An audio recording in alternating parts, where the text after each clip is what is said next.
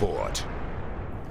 Let's get back into this energy crisis in this country. I can't believe that we're in the middle of trying to get through this crisis when people in the biggest city in the country are told not to use electricity because we might end up with blackouts, that today Labor decides to sign up to higher emissions reductions targets for 2030, just 8 years away, up to 43%. Isn't this just going to make the problem worse?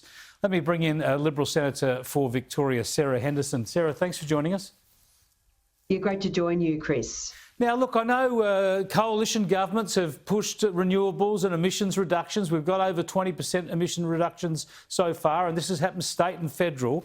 But obviously, we're going too hard and too fast. That's why, in large part, we've got this energy crisis right now.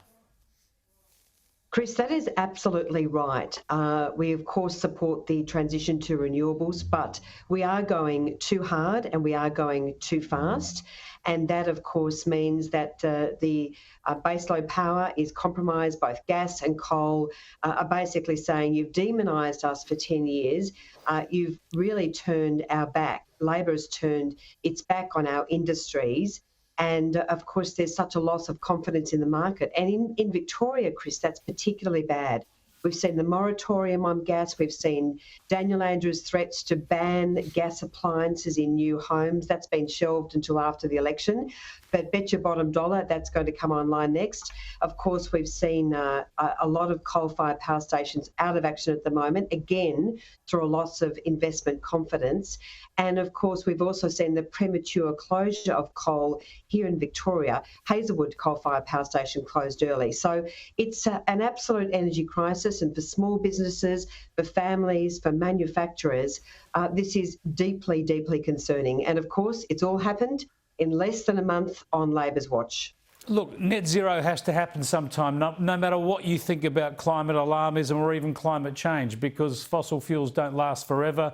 Obviously, you've got to go to energy that's sustainable. It can't be done on current technology. That's what the International Energy Agency says, unless you go for a lot of nuclear.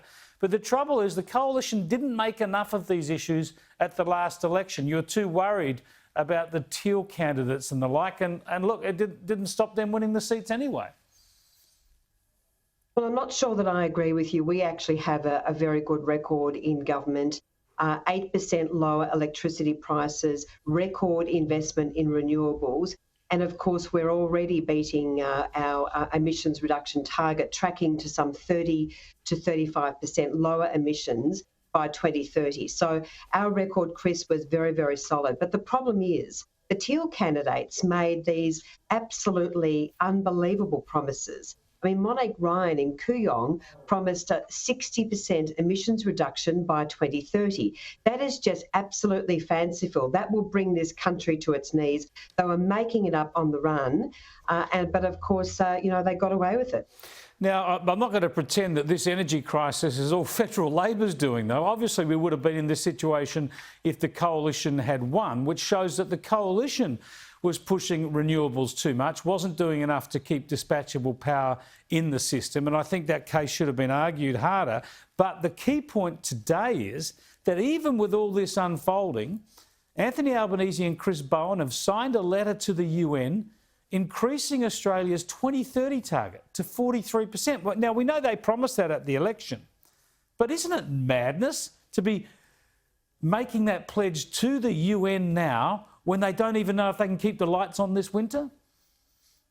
Well, Chris, I have to firstly disagree with the premise of your question. I don't accept that this would have been the same under the coalition. We would have got on the phone to the gas companies and the coal-fired power companies straight away, worked with industry, as Angus Taylor, the former energy minister, did so well to ensure an absolute consistency of supply, to ensure that there was the confidence in the market. The problem is, Chris, that Labor has demonised coal and gas. I mean, even here locally, Viva Energy want to put in a new gas import terminal, which is already secretly being opposed by the likes of Richard Marles and Libby Coker here in Geelong. So whenever you look at it, Labor, talks the big talk on renewables, but of course has basically forced a situation now where we are moving too quickly. The transition is happening too quickly. Baseload is effectively being crashed much earlier than should have been the case. And of course, we're now seeing the results of this energy crisis. It is an absolute mess. You're spot on. I can't help but notice over your right shoulder that poster. I think it says, "Don't get mad, get elected." That's a good spirited bit of advice. Thanks for joining us. It keeps me going every day.